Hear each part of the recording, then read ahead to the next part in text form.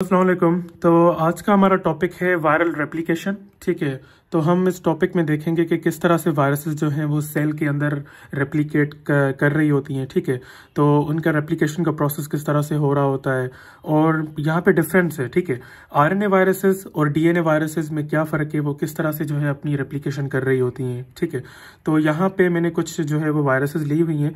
ठीक है, तो यहाँ पे मैंने बेसिकली जो है हेपेटाइटिस की वायरसेस ली हुई हैं। तो आप इनमें से जो है वो समझ जाएंगे कि आरएनए वायरसेस को किस तरह से जो है वो उनकी रेप्लिकेशन होती है सेल के अंदर, और डीएनए वायरसेस किस तरह से होती हैं। हेपेटाइटिस के दूसरे भी लेक्चर्स हैं, वो मैं अपलोड कर दूंगा इस वीडियो के बाद। ठीक है, तो पहले हम देखते हैं कि रेप्लिकेशन जो है वो सेल के अंदर किस तरह से होती है, और इसके बाद रेप्लिकेशन के बाद कौन कौन से जो है वो फंक्शंस हो रहे होते हैं। ठीक है, कुछ सेल की लाइसिस हो रही होती है, और सेल में जो है वो सेल जो है वो अगर वायरसेस बन रहे होते हैं तो सेल का क्या इमीडिएट रेस्पॉन्स होता है कि सेल को डिस्ट्रॉय होना चाहिए या नहीं होना चाहिए, कि वायरसेस के रेप्लिकेट हो रही होती हैं जब। ठीक है, तो हम इस टॉपिक में हम देखते हैं कि किस तरह से ये सारा जो है प्रोसेस हो रहा होता है। ठीक है, तो पहले हम देखते हैं कि हेपेटाइटिस जो ए वायरसेस है, हेपेटाइटिस सी है, और हेपेटाइटिस डी है, और हेपेटाइटिस ई वायरसेस है। ठीक है, तो ये चारों वायरसेस जो हैं बेसिकली ये आरएनए वायरसेस हैं। ठीक है, तो आरएनए वायरसेस में मैंने देखो यहाँ पे वायरस भी बनाया हुआ है, तो इसमें मैंने जो है वो इनका जो है वो जेनेटिक मटेरियल जो है वो मैंने पुट किया हुआ है। ठीक है, तो यहाँ पे ये आरएनए जो है वो पड़े हुए हैं। तो ये आरएनए जो है सिंपली वायरस क्या होता है कि ये सेल की मेम्ब्रेन है। ठीक है ना, ये सेल की मेम्ब्रेन है। तो इस सेल की मेम्ब्रेन में बेसिकली जो है वो उसके ऊपर वायरस अटैच हो जाता है। ठीक है, अटैचमेंट होती है वहाँ पे। अटैचमेंट होने के बाद तो ये वायरस जो है अपना जेनेटिक मटेरियल जो है एसएस आरएनए जिसको हम कहते हैं, एसएस मतलब कि सिंगल स्ट्रैंडेड आरएनए। ठीक है, तो ये बेसिकली जो है वो इसके अंदर जो है वो इनकॉर्पोरेट हो रहा होता है। ठीक है, मतलब ये इसके अंदर जो है वो इंसर्ट कर रहा होता है। ठीक, तो ये इंसर्ट होगा किस प्रोसेस से, एंडोसाइटोसिस के प्रोसेस से। ठीक है, तो यहाँ पे ये इंसर्ट हो गया। अब इसके बाद क्या होगा, इसके बाद ये होगा कि एसएस आरएनए जो है ना, ये आरएनए डायरेक्ट जो है ये कहाँ चला जाएगा, राइबोसोम के पास चला जाएगा। ठीक है, राइबोसोम के पास जाएगा तो सही, मगर राइबोसोम का प्रोसेस क्या होता है, शायद आप लोगों ने पढ़ा हो कि राइबोसोम जो है वो ट्रांसक्रिप्शन और ट्रांसलेशन के प्रोसेस में जो है वो इन्वॉल्व होते हैं। ठीक है, तो बेसिकली यहाँ पे अगर जो है वो आरएनए जो है आएगा राइबोसोम के पास आएगा, तो वो कौन सा प्रोसेस होगा, वो प्रोसेस होगा ट्रांसलेशन का प्रोसेस। ठीक है, तो ये यहाँ पे फॉर सपोज कि ये यहाँ पे आरएनए आया, ठीक है, और यहाँ से जो है वो गुजरा। ठीक है, तो यहाँ पे एक प्रोसेस हुआ जिसका नाम मैं यहाँ पे लिख रहा हूँ, ट्रांसलेशन। ठीक है, यहाँ पे क्या हुआ, ट्रांसलेशन का प्रोसेस हुआ। ट्रांसलेशन का प्रोसेस तो हुआ, ट्रांसलेशन के बाद जो है राइबोसोम, जाहिर सी बात है कि प्रोटीन जो है वो प्रोटीन फैक्ट्रीज हम उसको कहते हैं। तो प्रोटीन फैक्ट्रीज है, मतलब कि ये जाहिर सी बात है कि प्रोटीन्स आगे चल के बनाएगा। ठीक है, तो ये आरएनए आया। ठीक है, आरएनए के बाद जो है वो क्या चीज़ें बनी, आरएनए के बाद जो है वो आपके पास सिंपली जो है वो कुछ प्रोटीन्स बन गई हैं, जिसका हम नाम ये देंगे कि पहले तो ये है कि ये फॉर सपोज कि ये चलो ठीक है, ये एक सिंपल सिंगल स्ट्रैंड बना दिया, एक दूसरी भी एक बना दी इसने। ठीक है, चौथी भी और पांचवी भी। ठीक है, तो हम इसका नाम क्या देंगे, फॉर सपोज कि हम पहली का जो हम नाम देते हैं उसको हम कहते हैं क्या, फर्स्ट को हम क्या नाम देंगे, कैप्सोमेयर्स। ठीक है, आपने कैप्सोमेयर्स का नाम तो पढ़ा ही होगा। कैप्सोमेयर्स जो होते हैं वो बेसिकली जो है वो सब यूनिट्स होते हैं। इसके बाद जो है वो ये मिलकर जो है कैप्सिड प्रोटीन कोड बनाते हैं। ठीक है, वायरसेस का।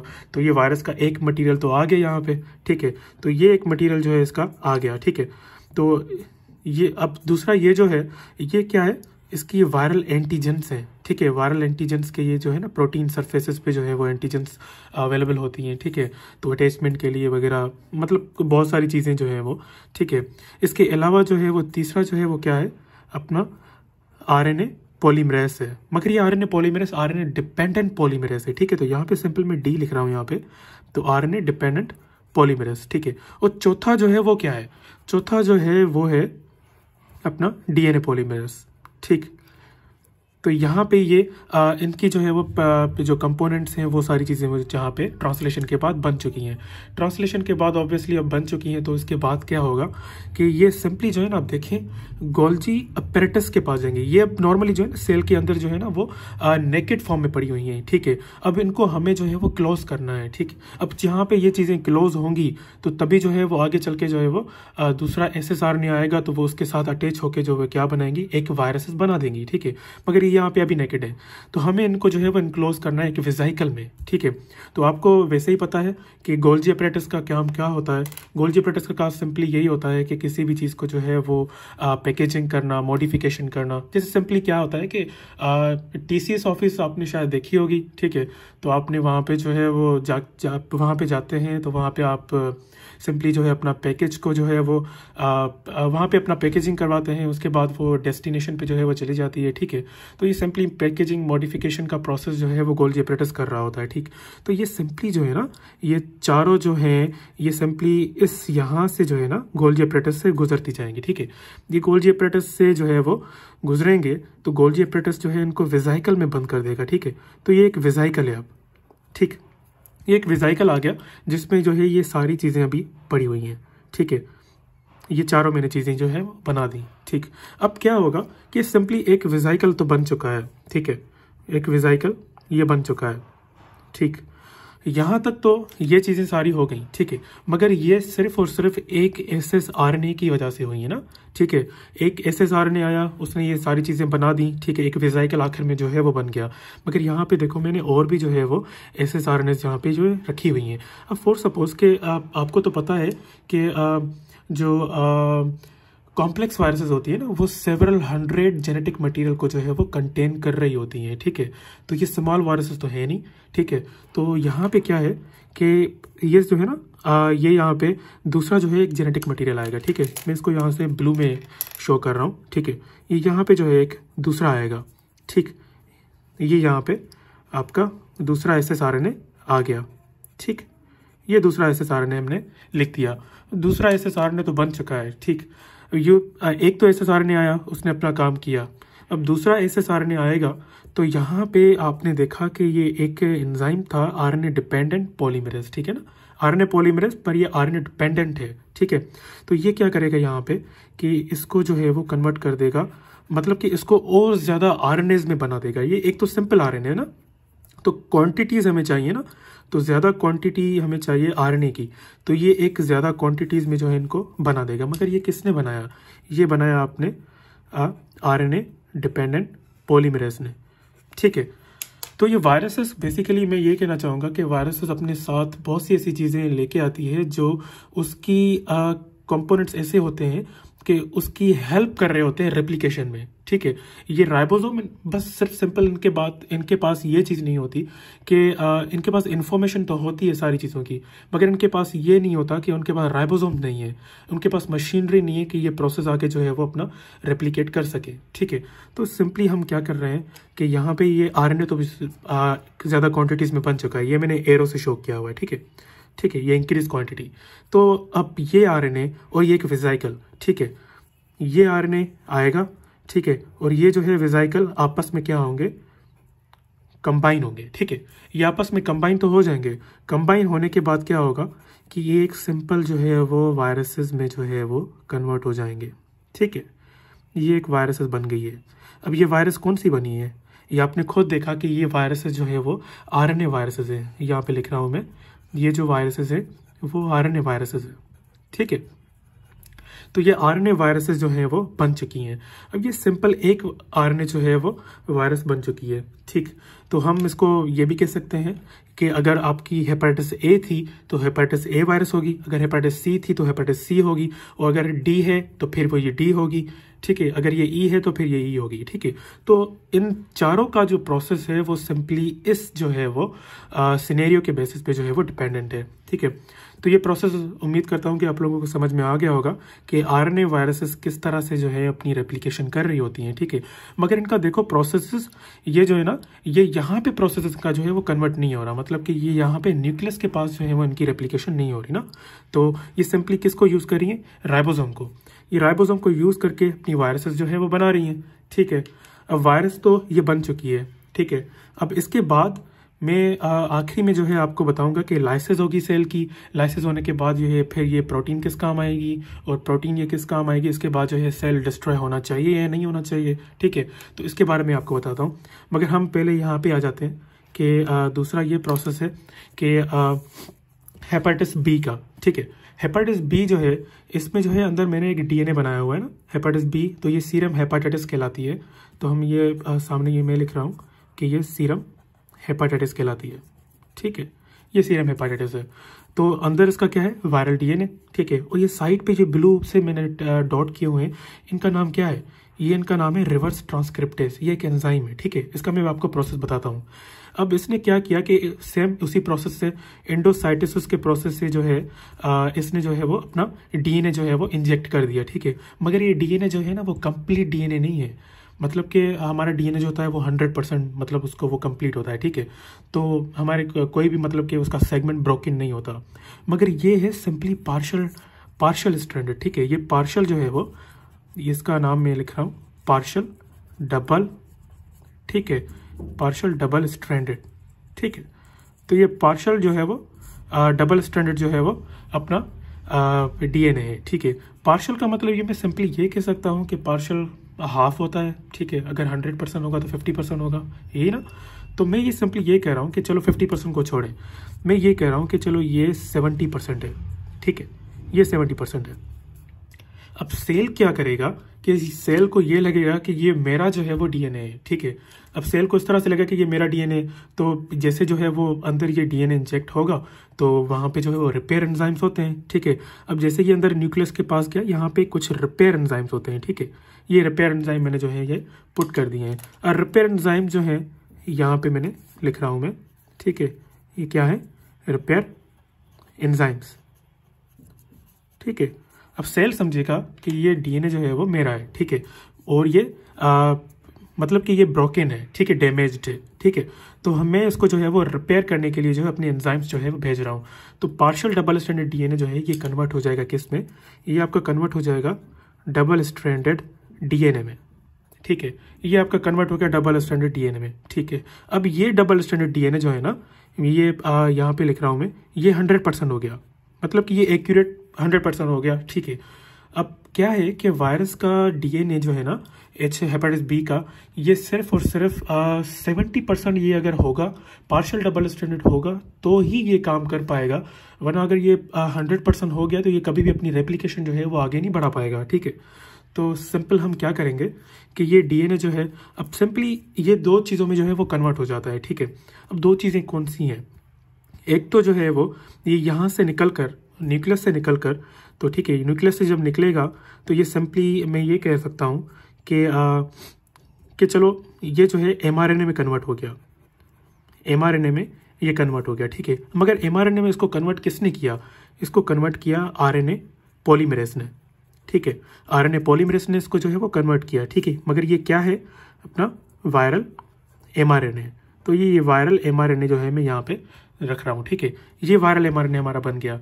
ये वायरल एमआरएनए उसी सेम प्रोसेस के पास, उसी सेम प्रोसेस मतलब कि जैसे ये जो है आरएनए था, ये भी तो आरएनए ही है, ठीक है। तो इसी सेम प्रोसेस से जो है वो गुजरता हुआ जाएगा, ठीक है। उसी सेम प्रोसेस से गुजरता हुआ जाएगा, ये चारों चीज़ें जो है वो बना देगा, capsomeres, anti viral antigens, RNA polymerase और डीएनए पॉलीमरेज। तो ये एक जो है चीज़ यहाँ पे क्या होगी कि यहाँ पे राइबोसोम के पास चली जाएगी और वहाँ से जो है अपना प्रोसेस जो है वो कंटिन्यू करेगी, ठीक है। तो ये यहाँ पे ये चीज़ें सारी जो है वो बन चुकी, ठीक है, इसके हिसाब से, ठीक है। ये पहले प्रोसेस खत्म हो गया, ये वायरल एमआरएनए फिर से जो है ये जो है HBV का था, ठीक है ना। तो ये यहाँ पे राइबोसोम के पास गया, राइबोसोम के पास जाके ये सारी चीज़ें उसने बना दी, उसके पास जाके फिर गोल्जी बॉडीज़ में गया, गोल्जी बॉडीज़ जो है फिर उसने वेजाइकल बना दिया। अब ये दूसरा एक वेजाइकल है, मैं यहाँ पे दूसरा वेजाइकल नहीं बनाऊंगा, ठीक है। ये एंडोस्टोड की बात है, यहाँ पे मैंने एक बनाया हुआ है। तो अब ये जो है एक एमआरएनए जो है उसने ये सारा प्रोसेस किया, उसने फिर जो है वो वेजाइकल भी बना दिया। अब वेजाइकल के पास क्या बनेगा, ठीक है। अब ये सिंपली एक वेजाइकल बन चुका है। वेजाइकल से ये प्रूव नहीं होगा कि इसको जो है अपनी रेप्लिकेशन जो है इसकी मुकम्मल हुई है, अभी रेप्लिकेशन इसकी अधूरी है, ठीक है। तो अब सिंपली यहाँ पे आते हैं फिर से। तो ये डीएनए जो 100% हो गया था, ठीक है, रिपेयर एंजाइम की वजह से ये कन्वर्ट हो गया वायरल एमआरएनए में, ठीक है। तो वायरल एमआरएनए में कन्वर्ट हो गया, मगर ये दूसरे में भी कन्वर्ट हो जाएगा। ये डीएनए आपका कन्वर्ट होगा किस में, ये आपका कन्वर्ट हो जाएगा बेसिकली PGRNA में, ठीक है। और PGRNA को हम क्या कहते हैं, PGRNA जो है हम इसको ये कहते हैं अपना प्री जीनोमिक ठीक है, आरएनए, प्री जीनोमिक आरएनए। तो ये प्री जीनोमिक आरएनए में जो है वो कन्वर्ट हो गया। प्री जीनोमिक आरएनए ये यहाँ पे तो ये बन चुका है, ठीक है, मगर हमें क्या चाहिए था, हमें चाहिए था पीडीएस डीएनए, मतलब कि पार्शियल डबल स्ट्रैंडेड, ये वाला जो है हमें ये चाहिए था ना। तो अब सिंपली क्या होगा कि यहाँ पे मैंने आप यहाँ पे देख रहे होंगे कि ये मैंने डॉट्स बनाए हुए हैं, ठीक है, तो उनको हम क्या कहते हैं, रिवर्स ट्रांसक्रिप्टेज। ये रिवर्स ट्रांसक्रिप्टेज भी जो है ना यहाँ पे आएंगे, ठीक है, यहाँ पे मैं ब्लू से शो कर रहा हूँ उसको, ठीक है। तो यहाँ पे जो है रिवर्स ट्रांसक्रिप्टेज यहाँ पे आएंगे, और रिवर्स ट्रांसक्रिप्टेज क्या करेंगे, इसको कन्वर्ट कर देंगे किस में, ये इसको हम कन्वर्ट कर देंगे। पहले तो जो है वो ये कन्वर्ट होगा किस में, आपका डीएसडीएनए में, ठीक है, मतलब कि उल्टा प्रोसेस होगा ना, कि देखो डीएसडीएनए से पीजीआरएनए बना। अब पीजीआरएनए भी किससे बना था, पहले डीएसडीएनए से ना, तो हम उसको उल्टा कर रहे हैं। पीजीआरएनए पीछे आएगा तो रिवर्स होगा, तो क्या होगा, डीएसडीएनए होगा। डीएसडीएनए होगा तो डीएसडीएनए से पहले क्या चीज थी आपकी, पीडीएसडीएनए, पार्शियल डबल स्ट्रैंडेड डीएनए, है ना। तो ये आपका जो है वो पार्शियल डबल स्ट्रैंडेड डीएनए जो है वो बन गया, ठीक है। पार्शियल डबल स्ट्रैंडेड डीएनए जो है आपका ये आ रहा, ये आपका जो है पार्शियल डबल स्ट्रैंडेड डीएनए बन चुका है, ठीक है। अब पार्शियल डबल स्ट्रैंडेड डीएनए में से मैंने आपको बताया कि ये 70% है, ठीक है। तो अब क्या होगा कि ये एक वेजाइकल जो इसने वायरल एमआरएनए से बनाया, ठीक है, तो ये वेजाइकल यहाँ पे आएगा, और जो पीडीएसडीएनए ये भी यहाँ पे आएगा। ये सिंपली दोनों फिर कंबाइन होंगे, कंबाइन होने के बाद एक आपका जो है वो वायरस बन जाएगा, ठीक है। ये वायरस आपका जो है वो बन गया है, ठीक। तो ये यहाँ पे इसका वायरस भी बन गया है, और ये वायरस कौन सा होगा, डीएनए वायरस। और डीएनए वायरस कौन सा है आपका, ये हेपेटाइटिस बी वायरस, ठीक है। तो हेपेटाइटिस बी वायरस जो है आपका यहाँ पे जो है वो बन चुका है। मगर फॉर सपोज कि चलो अब वायरसेस तो बन चुके हैं, ठीक है, ये सारे प्रोसेस जो है वो हो गए। अब हमें क्या करना है, हमें ये देखना है कि वायरस तो बन चुका है, मगर वायरस का काम यही होता है कि वो रेप्लिकेशन करके जो है वो सेल से बाहर निकल जाता है, उसको लाइसिस कर देती है वो, ठीक है, मतलब लाइसिस हो जाती है सेल की। अब सिंपली मैं ये कहूँ कि चलो मैं एक आपको प्रोसेस बताता हूँ, ठीक है। दो चीज़ों में इसको जो है वो डिवाइड करता हूँ। अब दो चीज़ें किस तरह से हैं, ये आपका एक वायरस बन गया डीएनए, ठीक है। पहले मैं इसको देखता हूँ, या चलो पहले इसको हम देखते हैं, हमने ये पहले ये पढ़ा था ना, तो एसएसआरएनए। तो यहाँ पे फॉर सपोज कि इसकी जो है वो मल्टीपल वायरसेस जो हैं वो बन चुकी हैं, ठीक है, मल्टीपल वायरसेस बन चुकी हैं, ठीक, ये मल्टीपल वायरसेस है। अब ये समझें कि ये एक ही सेल था, ये एक सेल था, मगर एक सेल में सिर्फ ये जो है वायरसेस, ये वायरसेस जो है वो इंक्लूडेड थी, ठीक है। ये एक अलग से सेल है, ये हेपेटाइटिस बी जो है ना वो एक दूसरे सेल में गई हुई। मैं इसको डिवाइड कर दूं, मगर मैं एक ही सेल में आपको ये दोनों चीजें समझाना चाह रहा हूँ, तो ठीक है। पहले हम देखते हैं अपना एसएसआरएनए वो किस तरह से प्रोसेस है। अब देखते हैं कि ये वायरसेस, चलो ये मल्टीपल वायरसेस जो है वो बन चुकी है, मतलब कि इनकी क्वांटिटी जो है वो बढ़ चुकी है, ठीक है। ये क्वांटिटी इनकी जो है वो बढ़ चुकी है, और क्वांटिटी के बाद ये जो है वो सेल से निकलकर जो है वो, मतलब कि सेल को रप्चर कर रही है, और सेल जो है वो उसकी लाइसिस हो रही है, ठीक है। तो यहाँ पे मैं लिख रहा हूँ, तो ये लाइसिस सेल की हो गई, ठीक है, सेल की लाइसिस हो गई। मगर सेल की लाइसिस होने के बाद क्या होगा कि आप देखते हैं इम्यून सिस्टम जो है ना वो एक्टिवेट हो जाता है, ठीक है। इम्यून सिस्टम में क्या होगा कि जब ये लाइसिस होगी ना, तो लाइसिस में आपके जो है वो इंटरफेरॉन्स जो है ना, इंटरफेरॉन्स, इम्यून रेस्पॉन्स जब जनरेट होता है ना, तो ये इंटरफेरॉन जो है कुछ फैक्टर्स हैं, सॉरी इंटरफेरॉन जो है वो गामा, ठीक है। इंटरफेरॉन गामा जो है आपका जो है वो रिलीज होगा। इंटरफेरॉन गामा मोस्ट स्पेसिफिक ये ठीक है। और इंटरफेरॉन गामा जो है वो क्या करेगा, आपका ये मैक्रोफाजेस को जो है वो एक्टिवेट करेगा। मैक्रोफाजेस तो आपको बेसिकली पता है, ठीक है। तो ये आपके जो है वो यहाँ पे, ठीक है, तो ये यहाँ पे जो है वो मैक्रोफाजेस जो है बन चुके हैं, ठीक है। ये मैक्रोफाजेस जो हैं आपके बन चुके हैं। ये मैक्रोफाजेस तो बन गए, मैक्रोफाजेस जो हैं वो दूसरे सेल को भी रिक्रूट करेंगे। जैसे कि आपने पैथोलॉजी में पढ़ा होगा कि ये जो हैं सारे फैक्टर्स होते हैं, और इम्यून सेल्स को जो है वो जनरेट कर रहे होते हैं, उनको रिक्रूट कर रहे होते हैं जहाँ पे जो है वो इन्फ्लामेशन हो रही होती है, ठीक है। मतलब जहाँ पे वो इन्फेक्शन हो रहा होता है, प्रोसेस जहाँ पे वो जनरेट हो रहा होता है, ठीक है। तो ये सिंपली क्या हो गया कि मैक्रोफाजेस जो हैं आपके रिलीज हो गए। मैक्रोफाजेस जो है वो किस ऐसे स्पेसिफिक सेल को जो है वो रिलीज करेंगे, जो जाके क्या करवाएगा कि एक, मतलब कि इसकी जो है वो लाइसिस करवाएगा, ठीक है।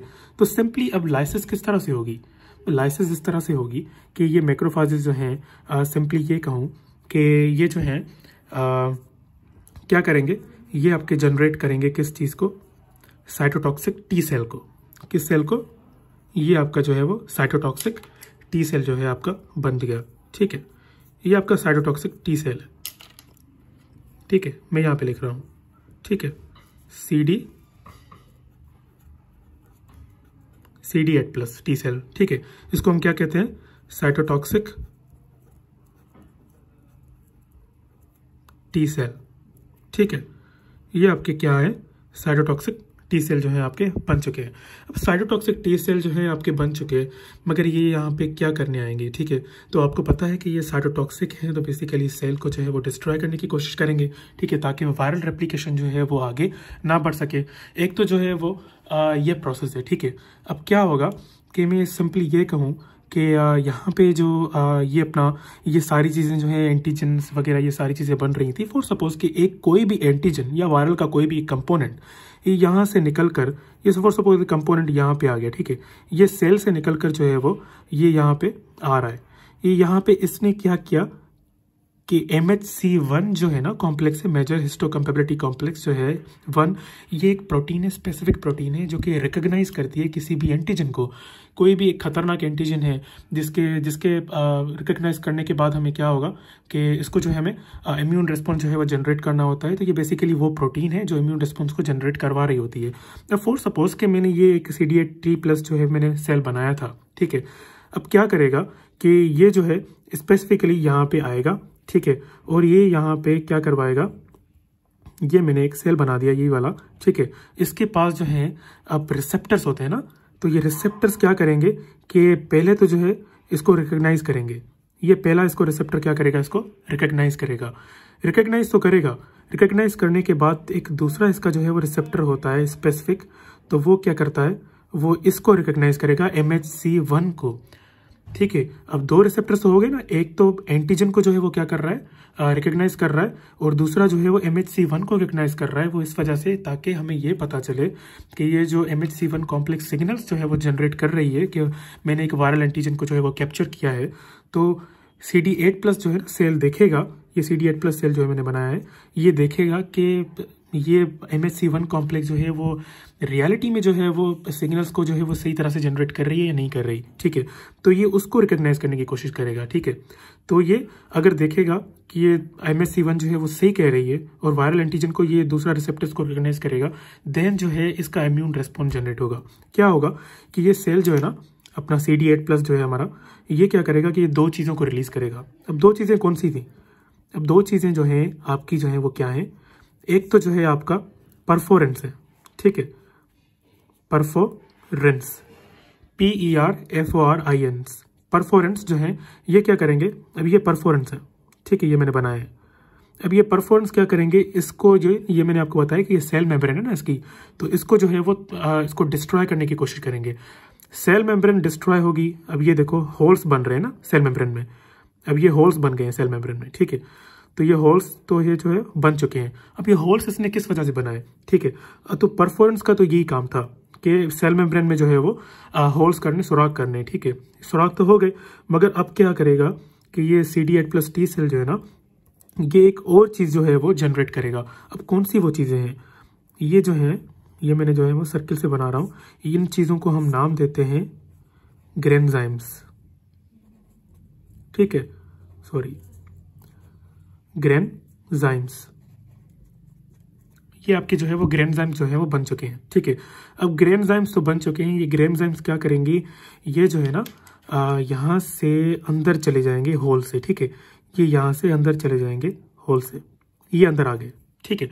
इनका काम क्या है, इनका काम सिंपली ये है कि ये सेल की क्या करवाएंगे, एपोप्टोसिस करवाएंगे। और एपोप्टोसिस का सिंपली क्या मतलब है, सेल डेथ, ठीक है। तो ये सेल डेथ किस वजह से हुई कि वायरल एंटीजन कोई भी एक एक्सपोज हो गया, मगर वायरसेस अभी इस तरह मतलब ज्यादा बने नहीं थे, मगर क्या होगा कि उनकी किस्मत इतनी ख़राब थी कि कोई इनका जो है वो कंपोनेंट क्या हुआ कि उनका कंपोनेंट कोई निकल गया। कंपोनेंट निकलने के बाद क्या हुआ कि उसने MHC1 पे जाके MHC1 पे चला गया और MHC1 ने उसको जो है वो रिकग्नाइज कर दिया। MHC1 ने रिकग्नाइज तो कर दिया, मगर रिकग्नाइज करने के बाद हुआ क्या कि उसने फ़ौरन जो है इम्यून रिस्पॉन्स जनरेट कर दिया। इम्यून रिस्पॉन्स के बाद फिर ये सारी चीज़ें जो है फैक्टर्स निकले, परफॉर्मेंस निकले, जिन्होंने इसको मेम्ब्रेन को होल कर दिए और ग्रेनजाइम्स उसके बाद रिलीज़ किए। तो उसके बाद जो है वो सेल की डेथ करवा दी। ठीक है, तो ये सेल की डेथ होगी। तो अब सिंपली आप खुद बताएं कि जब सेल की डेथ होगी तो जो वायरसेस 1-2 बन चुके होंगे तो वो भी खुद भी डिस्ट्रॉय होंगे। ठीक है, मतलब कि मल्टीपल वायरसेस की रेप्लिकेशन जो है वो नहीं हो पाई। 1-2 वायरसेस बने, मतलब नॉट सिग्निफिकेंट। ठीक है, तो सिग्निफिकेंट इतना रिस्पॉन्स नहीं बना मतलब रेप्लिकेशन में। तो ये एक हमारा जो है वो कुदरती निज़ाम है, जिसके हिसाब से जो है हमें जो है वो प्रोटेक्शन मिल रही होती है बॉडी में कि हेपाटाइटिस कभी कभार जो है वो इस तरह से होता है, हमारा इम्यून रिस्पॉन्स जो है वो ज़्यादा पावरफुल होता है ना इस तरह से। तो क्या होता है कि वायरस जो है वो डोमिनेंट हो जाती है वहाँ पे, ठीक है, मतलब डोरमेंट स्टेज में जो है वो चली जाती है। ठीक है, जब हमारा इम्यून रिस्पॉन्स जो है वो कम हो जाता है, किसी बीमारी की वजह से कुछ भी हो जाता है, कोई HIV इन्फेक्शन हो जाता है किसी को, या फिर कोई ऐसी बीमारी है जिसमें आपका जो है इम्यून रिस्पॉन्स बहुत ज़्यादा वीक हो गया है, तो ये फिर वायरस जो है डोरमेंट से निकल कर जो है ना एक्टिव हो जाती हैं। एक्टिव होने के बाद फिर रेप्लिकेशन करना जो है वो शुरू कर देती हैं। ठीक है, मगर इसका सिंपली ये मतलब था कि ये जो अब मैंने सारा प्रोसेस आपको बताया कि किस तरह से SSRNA मतलब कि आपकी RNA वायरसेस और आपकी DNA वायरसेस, ठीक है, ये किस तरह से आपकी जो है वो सेल के अंदर जो है परफॉर्म कर रही होती हैं, किस तरह से रेप्लिकेट कर रही होती हैं, किस तरह से ये सारा प्रोसेस हो रहा होता है। ठीक है, तो उम्मीद है कि आप लोगों को ये सारा टॉपिक समझ में आ गया होगा। ठीक है, तो कोई भी अगर आपको इसमें कन्फ्यूजन है तो फिर भी आप जो है वो मुझसे कमेंट्स में जो है वो पूछ सकते हैं। इनके दूसरे जो है लेक्चर्स हैं वायरस हेपाटाइटिस वगैरह के, hepatitis A B C D, ठीक है, तो ये सारे जो है मैं अपलोड करता जाऊँगा। ठीक है, तो इसमें कोई भी आपको कन्फ्यूजन हो तो आप मुझसे जो है वो कमेंट्स में पूछ सकते हैं। Thank you so much.